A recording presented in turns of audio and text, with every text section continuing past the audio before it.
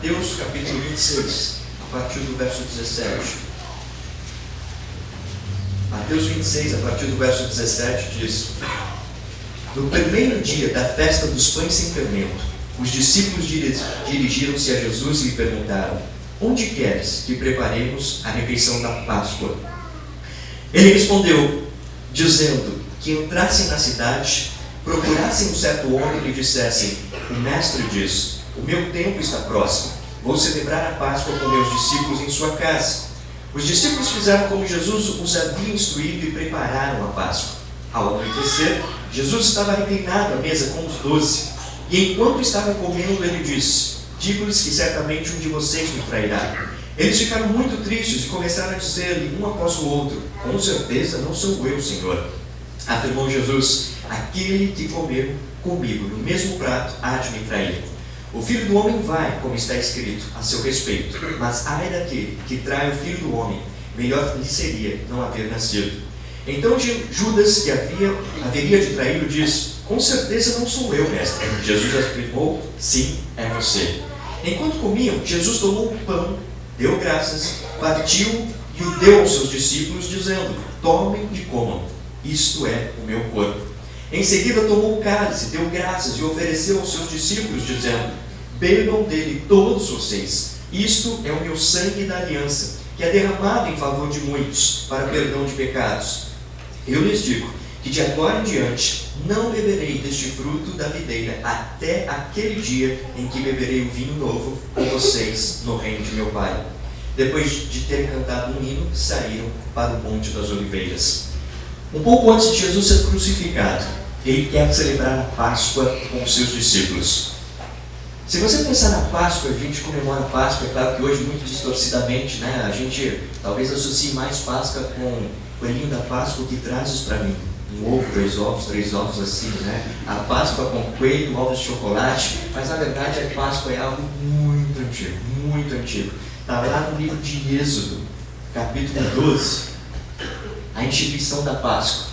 E imagina que lá em Êxodo, época de Moisés, a Páscoa foi perpetuando ao longo da história, foi sendo levada, e até o nascimento de Jesus continuava sendo praticada, e durante a vida de Jesus, ele continuava celebrando a Páscoa com os seus discípulos. A Páscoa não tem nenhum poder extraterreno, mas é um simbolismo que deve ser guardado. Símbolos são importantes na nossa vida. Por exemplo, os casados aí, não com aliança, não? Todos com aliança?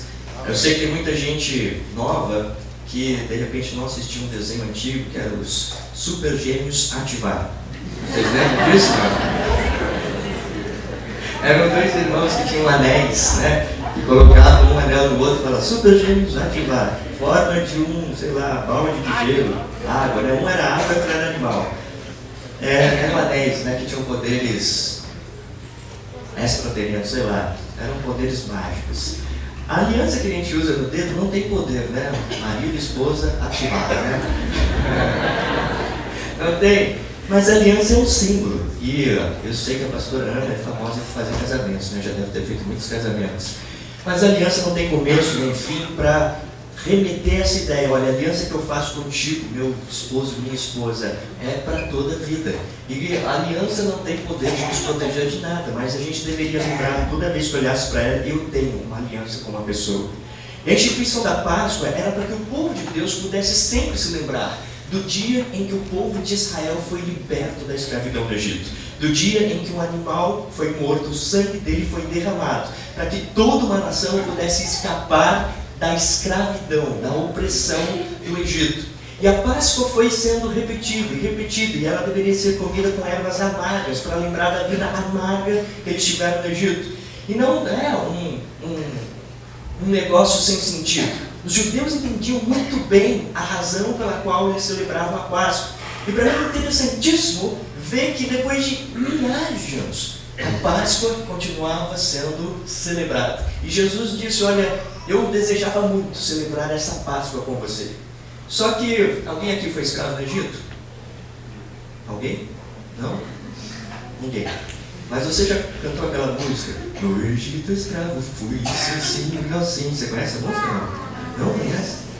Mas a música diz: no Egito escravo fui, ouvi o faraó, triste e bem triste estava meu coração, chorava, liberta-me, Senhor. É uma música bem antiga. Você não foi escravo no Egito, eu não fui escravo no Egito. Mas a Páscoa é para os judeus o que a ceia é para nós. A Páscoa é a celebração dos judeus da libertação da escravidão do Egito. Mas Jesus não disse para nós: olha, continuem celebrando a minha Páscoa até que eu venha. Não, ele institui a ceia. A ceia é a mesma figura da Páscoa. Nós não fomos escravos no Egito, mas João capítulo 8 diz que todo aquele que comete pecado é escravo do pecado. Todos nós éramos escravos do pecado. Paulo diz: o bem que eu quero fazer eu não faço, o mal que eu não quero, este faço. Miserável homem que sou, quem me livrará do corpo dessa morte? De uma maneira ou outra, todos nós éramos escravos dos nossos desejos. Efésios capítulo 2 diz que nós estávamos mortos nos nossos delitos e pecados. A gente não tinha vontade própria, estávamos completamente mortos ou mortos, simplesmente satisfazendo a vontade da nossa carne, sem a liberdade de escolher fazer o bem. Era impossível.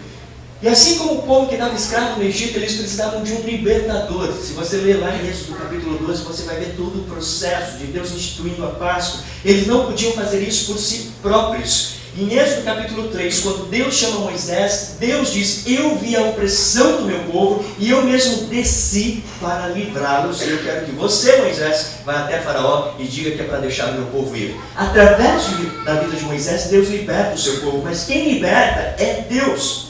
E a nossa escravidão do pecado, da mesma forma, nós não poderíamos fazer isso por nós mesmos. Mas Deus, que é rico em misericórdia, nos deu vida em Cristo, é o que diz Efésios capítulo 2. Nós somos libertos da nossa escravidão do pecado. E celebrar a ceia é uma tremenda celebração. É um momento de regozijo, é um momento da gente declarar: onde está a morte, a tua vitória? Onde está o pecado, o teu aguilhão? Tragada foi a morte pela vitória. A vitória de Cristo que nos dá liberdade para viver em novidade de vida. A vitória de Cristo que nos dá liberdade para não mais satisfazer os desejos da nossa carne. A vitória de Cristo que nos dá a liberdade de satisfazer a vontade daquele que nos arregimentou, nos recrutou para o seu exército. A vontade de fazer simplesmente aquilo que o Rei dos Reis, Senhor do Senhor, quer para as nossas vidas. Nós temos essa liberdade hoje.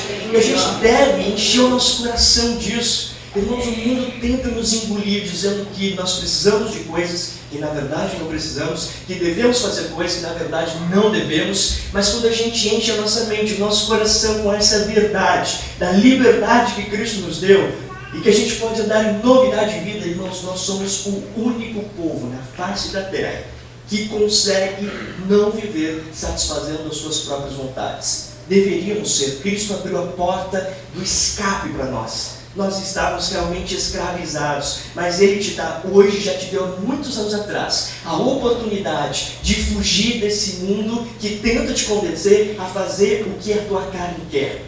Nós somos o povo que temos a liberdade de escolher como gastar o nosso dinheiro. Nós somos o povo que temos a liberdade de saber ou de decidir como investir as nossas vidas. O resto do mundo simplesmente faz o que a carne, o mundo e o diabo lhes ordenam. Mas nós não.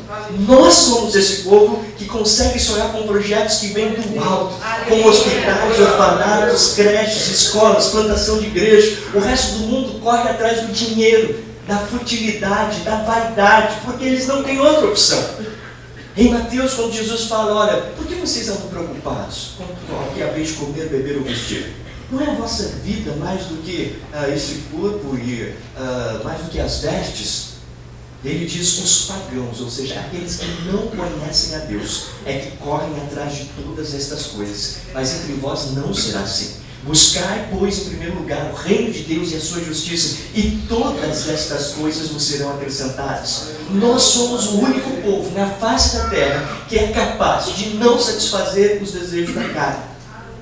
E para você lembrar bem como isso funciona, recomendo você, um dia desse aí, fazer um jejum. Quando foi a última vez que você fez um jejum? Quando você faz um jejum, sabe o que você está falando? Você está dizendo: cara, cala a sua boca. Você não manda mais aqui não. Aleluia. Eu te reduzo, como Paulo diz: olha, esmurro o meu corpo e reduzo a escravidão, para que depois de haver pregado a muitos, eu mesmo não venha a ser desqualificado. Você, quando jejua, está dizendo, cara, pode gritar, espernear, mas eu quero me conectar com o meu Deus. Eu quero ouvir a sua voz, eu quero saber o que Ele tem para mim. Ele me libertou e você baixa a bola, sossega, porque agora é meu tempo com Deus. Nós fomos libertos. Nós éramos escravos do pecado e agora somos libertos. Nós precisávamos de um libertador, de um resgatador, e Cristo veio para fazer isso por nós. E em 1 Coríntios, Paulo diz, Cristo é o nosso Cordeiro Pascal. Ele é aquele Cordeiro lá, instituído na Páscoa, ele se fez o Cordeiro. João Batista diz, eis o Cordeiro de Deus, que tira o pecado do mundo. E quando nós celebramos esse momento aqui, nós estamos pensando naquilo que foi instituído, mas para nós hoje, essa é a nossa Páscoa. A ceia do Senhor é a nossa Páscoa. Esse momento de lembrar que nós fomos declarados livres pelo nosso libertador. Ele nos redimiu, Ele nos comprou. E esse momento também é importante porque quando nós celebramos a ceia, o que você está dizendo para as pessoas ao redor é: eu tenho Cristo em mim. Eu não sei se você se lembra de um discurso bem pesado de Jesus, quando ele vira para os discípulos e diz: vocês também não querem ir embora? Porque o pessoal começou todo a se dissipar. E aí Pedrão, ponta firme, está lá marcando presença, diz: Senhor, para onde iremos nós? Só tu tens as palavras de vida eterna. Mas você lembra o que estava acontecendo para as pessoas irem embora? Jesus começa a dizer: aquele que não come da minha carne, não bebe do meu sangue, não tem parte comigo. E o pessoal pirou.